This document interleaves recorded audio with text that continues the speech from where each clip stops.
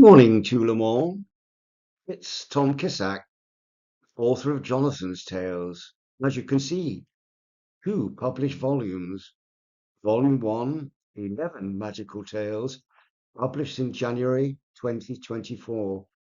Volume 2, 10 further tales, published March 2025. And Volume 3 is almost ready for release. Allow me a little bit of joy and happiness to present these two volumes, the cover and the contents. As you can see, volume 1 is on the slide, depicting the cover, a little fairy tapping with a golden hammer the hooves of a beautiful white mare. Once the four hooves have been turned to gold, then this little mare is good to go to help in this magical tale. A magical tale of what can I say? Magic, definitely. A tale of gallantry, of love, a tale of betrayal and treachery, and finally, a tale of forgiveness, redeeming the villainous character from his own eternal shame. So, Volume 2 depicts an absolutely fab picture on the front cover, already received plaudits that I've publicised. The tale is an amazing tale. It's derived from The Parrot and the Woodpecker, the third tale. It has a fascinating ending, giving an illustration of what is called the law of unintended consequences. The tales, in my humble opinion, are worthy of reading by themselves. However, I declare bigger fish to fry. Beyond the actual reading of the stories, all will be revealed, said the gypsy. Although Jonathan's tales might be nominally seen as a middle grade children's literary work, they admit an eclectic age range, owing to the richness of metaphors therein embedded, and the simple fact they are morality tales which attract interest in all age groups.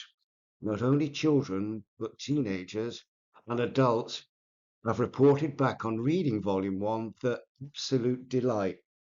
I copy a genuine comment from one adult reader posted on Facebook after reading Volume 1. A comment which I trust gives due credence to the assertion that Jonathan's Tales has a broader relevance in all our lives and can be enjoyed as such. The comment was, "You are never too old to enjoy a good story." In today's video and subsequent videos, I wish to talk about how the idioms, the phrases, the sayings, proverbs, and indeed the facts can be exploited as a learning tool to enhance English language competency for native speakers and international students alike. This introductory part will be in 4 parts. However, before we begin our journey together, I have a confession. I also desire to set some ground rules. First, the confession. I have a strange feeling of elation.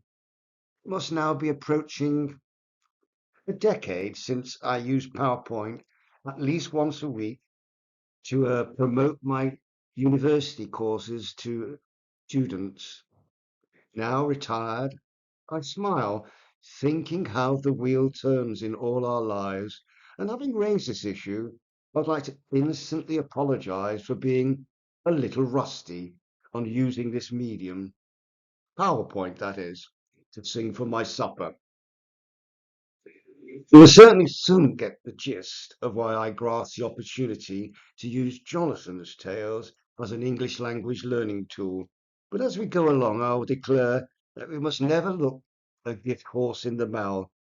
What I mean is that already the main focus of learning, forgive me, what I mean is that although the main focus of learning will be derived from the two published volumes, the latter numerically to be added to soon, will naturally employ in the narration idioms and sayings, etc. We must, on our learning journey, exploit each and every opportunity to improve the language we speak, building up a veritable repository of linguistic gems as we go along. For instance, we've already passed the narration of 5 of these idioms, and I'll deal with them whenever they crop up. As you see, this slide and the previous slide, um, focused on those idioms. Other fish to fry, the wheel turns, being a little rusty, and singing for one supper, to look a gift horse in the mouth. And I'm about to say the next idiom, forgive me. I'm actually begging a more significant question by my proposal to enhance one English language competency. The question is begged more in the generality. Let's look at the reasons you should learn a language. And if you're on basics or on a high level of learning, there is still merit in improving your competency. So why learn a language? I love these sayings. To have another language is to possess a second soul. A new language is a new life. Learning a new language is becoming a member of the club, the community of speakers of that language. Knowledge of language is the doorway to wisdom. He who knows no foreign language knows nothing of his own. The international examination would be much easier if you knew that. I will now take a breather and come back shortly in part 2.